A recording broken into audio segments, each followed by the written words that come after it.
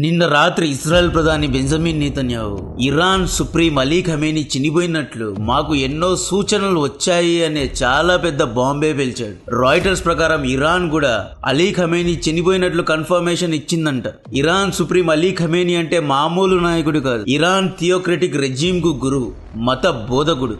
1979 Ayatollah Rohella Khamenei తర్వాత Iran కు supreme గా ఉన్న సెకండ్ లీడర్ ఈయన చనిపోయాడు అంటే ఈ యుద్ధం ఎక్కడికి వెళ్లి ఆగుతుంది అనేది ఎవ్వరికీ తెలియదు. ఛానల్ 12 న్యూస్ ప్రకారం నిన్న ఉదయం ఇజ్రాయెల్ దాదాపు 30 bombs Ali Khamenei palace compound లో వేసింది. ఈ బాంబు నుండి తప్పించుకునే అవకాశాలు చాలా తక్కువగా ఉన్నాయి అంటున్నారు. ఇజ్రాయెల్ మీడియా ప్రకారం అలీ ఖమేనీ గారి బాడీను నెతన్యాహు అండ్ ట్రంప్ కు చూపించారంట. ఉదయం జరిగిన మొదటి దాడుల్లో అండర్ గ్రౌండ్ లో చాలా కిందన ఆయన బాడీను చాలా లేట్ గా గుర్తించారంట. అలీ ఖమేనీ ప్యాలెస్ పై చేసిన దాడి యొక్క వీడియోస్ ను ఒకసారి చూడండి.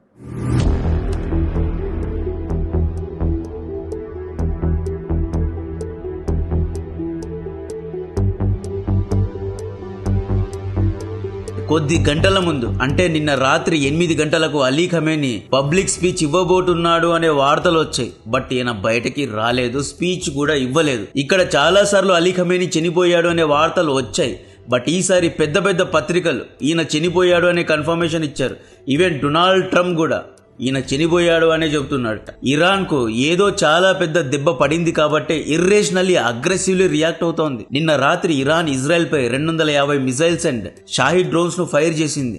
ప్యారలల్లీ సున్నీ గల్ఫ్ ముస్లిం దేశాలపై కూడా ఇరాన్ దాడి చేసింది. నిన్న ఈవినింగ్ వీడియోలో ఒమాన్ ను తప్పిస్తే మిగతా అన్ని సున్నీ దేశాలపై దాడి చేశారు అని చెప్పా కదా. నిన్న రాత్రి ఒమాన్ లో కూడా సైరన్స్ వినబడ్డాయి. నిన్న ఉదయం 10 గంటల నుండి కంటిన్యూస్ గా ఒకరిపై ఒకరు దాడులు ప్రతిదాడులు చేసుకుంటూ ఉన్నారు. గ్యాప్ ఏమీ లేదు. 24/7 యుద్ధం జరుగుతోంది. నిన్న ఉదయం 10 గంటల నుండి నిన్న రాత్రి వరకు అంటే దాదాపు 12 గంటల్లో ఇజ్రాయెల్ USA ఇద్దరూ కలిసి 200 ఫైటర్ జెట్స్ ద్వారా, ఇందులో F-35, F-16, F-22 రాప్టర్స్ అన్ని ఫైటర్ జెట్స్ ను వేసుకెళ్లి దాదాపు 1000 కంటే ఎక్కువ ఇరాన్ టార్గెట్స్ ను హిట్ చేశారంట. అందులో Iran military bases, government buildings, military headquarters and missile launching pads ఉన్నాయి. Israel second wave of attack ను స్టార్ట్ చేసింది. ఈసారి బ్యాలిస్టిక్ మిసైల్స్ ఉన్న గోడౌన్స్ పై, మిసైల్ లాంచింగ్ సైట్స్ పై దాడి చేస్తున్నారంట. 200 యుద్ధ విమానాలు అంటే చాలా పెద్ద నంబర్. చాలా పెద్ద స్కేల్లోనే ఇజ్రాయెల్ ఈసారి యుద్ధానికి దిగింది. ఇస్ఫహాన్ ఇరాన్ యొక్క అతిపెద్ద న్యూక్లియర్ ఫెసిలిటీలో నిన్న మధ్యాహ్నం నుండి అక్కడున్న ప్రజల్ని ఎవాక్యువేట్ చేయాలి అని ఇజ్రాయెల్ హెచ్చరిస్తూ వచ్చింది. సైంటిస్టులందరూ ఇస్ఫహాన్ నుండి బయటికి వచ్చేసిన తర్వాత నిన్న ఈవినింగ్ నుండి ఇస్ఫహాన్ లో దాడులు జరుగుతున్నాయి. దీనికి ప్రతీకారంగా చాలా ఫాస్ట్ గా ఇరాన్ రంగంలో దిగింది. నిన్న మధ్యాహ్నం 1 గంటల నుండి ఇరాన్ ఫస్ట్ ఇజ్రాయెల్ పై దాడి చేసింది. Next USA air craft carrier అయిన అబ్రహాం లింకన్ పై దాడి చేయాలి. కానీ లెఫ్ట్ కు తిరిగి దుబాయ్ పై దాడి చేయడం మొదలుపెట్టింది. ఎవ్వరూ అస్సలు ఎక్స్పెక్టే చేయలేదు. Iran missile direction Burj Khalifa, Palm Jumeirah, Doha towers వైపు ఎక్కుపెట్టి ఉన్నాయంట. ఇరాన్ యొక్క వార్ డ్రోన్స్ అయిన Shahed drones world largest building అయిన బుర్జ్ ఖలీఫాకు జస్ట్ మిస్ అయిందంట. Dubai Palm Jumeirah artificial island Palm జుమేరాలో షాహెడ్ డ్రోన్స్ పడిన దృశ్యాలు ఒకసారి చూడండి.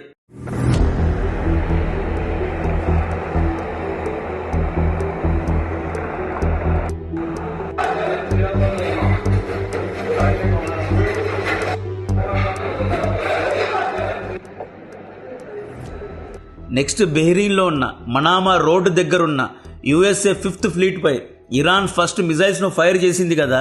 ఆ తర్వాత బెహ్రీన్లో ఉన్న 40 అంతస్తుల హై రైజ్ హోటల్లో షాహిద్ డ్రోన్స్ దూసుకుపోయిన దృశ్యాలు కూడా ఈ వీడియోలో చూడొచ్చు.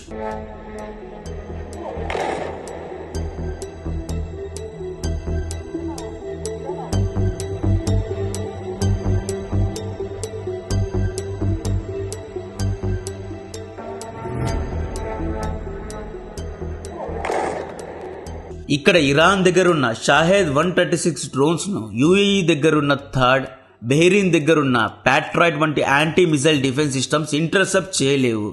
షాహెద్ 50 నుండి 150 మీటర్ల ఎత్తులో చాలా తక్కువ హైట్లో ఎగురుతూ ఉంటాయి.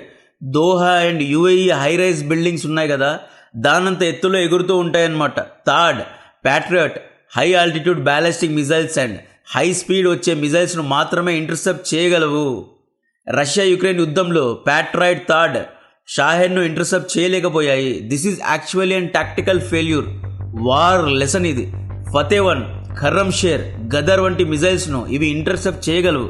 షాహిద్కు వీళ్ళ దగ్గర ఆన్సర్ లేదు. సౌదీతో మాత్రమే అవెంజర్ వంటి యాంటీ మిజైల్ డిఫెన్స్ సిస్టమ్స్ ఉన్నాయి. యాక్చువల్లీ అవెంజర్స్ కొంతవరకు షాహిద్ను ఇంటర్సెప్ట్ చేయగలవు.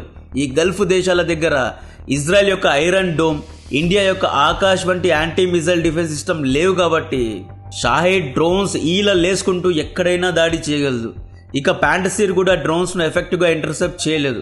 ఇలా అయితే Doha Aspire towers, Burj Khalifa, బెహ్రీన్లో ఉన్న హై రైజ్ బిల్డింగ్, దోహాలో ఉన్న పెద్ద పెద్ద high rise towers and even Palm Jumeirah వంటి హై రైజ్ టవర్స్ ఇరాన్కు ఎక్స్పోజ్ అయినట్లే. ఇరాన్ వైఖరి ఎలా ఉంది అంటే నాతో పాటు 10 మందిని పైకి తీసుకెళ్తా అన్నట్లుంది. అలీ ఖమేనీ చనిపోయాడా? అలీ ఖమేనీ గారితో పాటు సున్నీ ఇస్లామిక్ రాజులను కూడా తీసుకెళ్తా అన్నట్లు వీళ్ళ వైఖరి ఉంది. సున్నీ ముస్లిం దేశాలను కూడా ఇరాన్ యుద్ధంలో లాగుతోంది.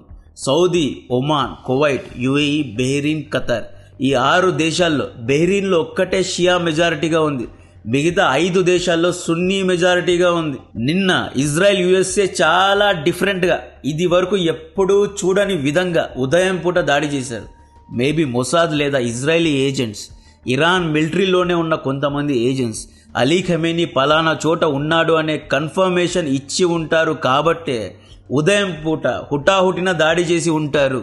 అండ్ ఇజ్రాయెల్ మీడియా ప్రకారం నిన్న ఉదయం అలీ ఖమేనీ ఐఆర్జీసీ చీఫ్తో మీటింగ్ పెట్టారు. ఎమర్జెన్సీ మీటింగ్ సమయంలోనే దాడి చేశారంట. హెజ్బుల్లా చీఫ్ హసన్ నజరుల్లాను కూడా ఇలాగే కాంపౌండ్లో 30 బాంబ్స్ వేసి బంకర్ బస్టర్ బాంబ్స్ వేసి లేపేశారు. అలీ ఖమేనీ సెంట్రల్ టెహ్రాన్లో బీత్ ఏ రబరీ అనే ఫోర్టిఫైడ్ కాంపౌండ్లో ఉన్న సేఫ్ హౌస్ బంకర్స్లో నివసిస్తూ ఉంటారు. డైరెక్ట్గా ఈయన ప్యాలెస్ ఉన్న కాంపౌండ్ పైనే దాడి జరిగింది. ఈ దాడుల్లో ఇరాన్ యొక్క ఇలైట్ మిలిటరీ వింగ్ అయిన ఇరాన్ రెవల్యూషనరీ గార్డ్ కార్ప్స్ కు చీఫ్ అయిన మొహమ్మద్ పాక్పూర్ చనిపోయాడు. ఐఆర్జీసీ చీఫే చనిపోయాడు కాబట్టి ఐఆర్జీసీ మెంటల్ ఎక్కినట్లు బిహేవ్ చేసి ఎలా పడితే అలా ప్రతిదాడులు చేస్తోంది. Ali Khamenei son in law, daughter in law కూడా చనిపోయారంట. ఈ దాడుల్లో ఇరాన్ స్కూల్ ధ్వంసమైంది. 63 మంది చనిపోయినట్లు సమాచారం వస్తోంది. సున్నీ ముస్లిం దేశాల్లో అబుదాబిలో ఒక వ్యక్తి చనిపోయినట్లు సమాచారం. నిన్న రాత్రి 8 గంటలకు అబ్బాస్ అరచ్చి ఏమంటాడు, ఇరాన్ ఫారెన్ మినిస్టర్ ఏమంటాడు అంటే వీఆర్ రెడీ టు నెగోషియేట్, కూర్చొని మాట్లాడుకుందాం అంటాడు. గల్ఫ్ దేశాల నాయకులతో మాట్లాడా, మీపై దాడి చేయడం మా యొక్క ఇంటెన్షన్ కాదు, సెల్ఫ్ డిఫెన్స్ కోసం యుఎస్ఏ మిలిటరీ బేసెస్ పై దాడి చేయాల్సి వచ్చింది అన్నట్లు ఈయన స్టేట్మెంట్ ఇచ్చాడు. అమెరికన్ డిప్లొమాట్స్ మాతో కాంటాక్ట్ లో లేరు, we're ready for negotiations and deescalation అన్నాడు. అబ్బాస్ అరచ్చి ఒక ఫెయిల్డ్ ఫారెన్ మినిస్టర్ లా బిహేవ్ చేస్తున్నాడు. ఈ వ్యక్తి దౌత్యనీతి వల్లే ఈ యుద్ధం జరిగింది. ఇన్ని రోజులు యుఎస్ఏ మిలిటరీ బిల్డప్ చేస్తున్న విషయం మీకు అర్థం కాలేదా? ఒక పక్క IRGC we will teach lesson అంటోంది, దుబాయ్ను తగలబెట్టేస్తామంటోంది. ఒక ఐఆర్జీసీ జనరల్ ఏమంటాడు అంటే ఇప్పుడు మేము తీసింది పాత మిజైల్స్, ఇంకా మా దగ్గర కొత్త మిజైల్స్ ఉన్నాయి, అవి బయటకు వస్తే మిడిల్ ఈస్ట్ తగలడిపోతుంది అంటాడు. స్ట్రైట్ ఆఫ్ హార్మోజ్ ను ఐఆర్జీసీ కమాండర్స్ బ్లాక్ చేస్తారు. బ్యాక్ డ్రాప్ లో అబ్బాస్ వచ్చేసి we're ready to deescalation అంటాడు. అలీ ఖమేనీ గారు బ్రతికి ఉన్నప్పుడు we have beautiful weapons to sink USS Abraham Lincoln అని కూడా చెప్పారు. ఇప్పుడు అలీ ఖమేనీ గారు కనబడడం లేదు, ఈయన చనిపోయారు, వి విల్ టేక్ రివెంజ్ అని ఆల్రెడీ కొద్ది నిమిషాల ముందు ఇరాన్ స్టేట్మెంట్ ఇచ్చేసింది. ఈ వీడియో రికార్డ్ చేస్తున్నప్పుడు Iran we will take revenge, Ali ఖమేనీను చంపేశారు, ఇది చాలా పెద్ద crime, this is an international crime అంటోంది. అమిడ్ ఆల్ దిస్ ఇప్పుడు మీరు బ్యాక్ డోర్లో సున్నీ దేశ నాయకులతో మాట్లాడి we're ready for de escalation అంటున్నారు. యాక్చువల్లీ ఇరాన్ మిలిటరీకు, తాతగారికి అండ్ అబ్బాస్కు మధ్య కోఆర్డినేషన్ అండ్ కమ్యూనికేషన్ ఇష్యూస్ ఎన్నో ఉన్నాయి అనుకుంటా. ఆల్రెడీ ఐఆర్జీసీ అంటోంది అలీ ఖమేనీ చనిపోయారు, దిస్ ఈజ్ బిగ్గెస్ట్ క్రైమ్, మేము యుఎస్ఏ ఇజ్రాయెల్కు we will teach and lesson అంటోంది. Abbas Araghchi we're ready to de escalate అంటున్నారు. ఈయన మాటలకు ఐఆర్జీసీ మాటలకు మధ్య పొంతన లేదు. Finally Iran strait of Hormuz ను క్లోజ్ చేసింది. కావాలంటే ఈ వీడియోను ఒకసారి చూడండి.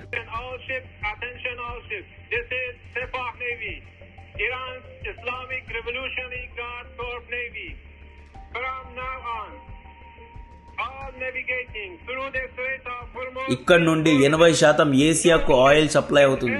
ప్రపంచానికి 20% ఆయిల్ ఇక్కడ నుండే సప్లై అవుతుంది. ఇంకొక వారం రోజుల్లో స్ట్రైట్ ఆఫ్ హార్మూజ్ క్లోజ్ అయితే ఆయిల్ ప్రైజెస్ పెరిగే ప్రమాదం ఉంది. ఆయిల్ కంపెనీస్ యొక్క స్టాక్ ప్రైజెస్ పడిపోయే ప్రమాదం ఉంది.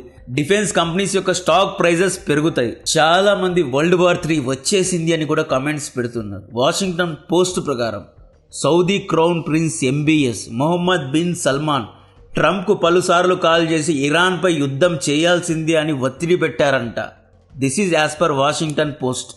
Maybe Ali Khamenei popularity Muslim సమాజంలో పెరగడం ఈయనకు ఇష్టం లేదేమో. తమ దగ్గర లేని మిజైల్స్, డ్రోన్స్, న్యూక్స్ ఇరాన్ దగ్గర వచ్చేస్తే సౌదీ కరిస్మా పవర్ తగ్గుతుందేమో అని భయపడి ఇలా చేశాడేమో తెలియదు. ఆల్రెడీ సౌదీ డిఫెన్స్ మినిస్టర్ మీరు ఇరాన్పై దాడి చేస్తానని చెప్పి అందరినీ ఊరించి యూటర్న్ తీసుకోవద్దు, ఇరాన్పై దాడి చేయలేదు అంటే అలీ ఖమేనీ హీరో అయి కూర్చుంటాడు అని ఆల్రెడీ వార్నింగ్ ఇచ్చాడు.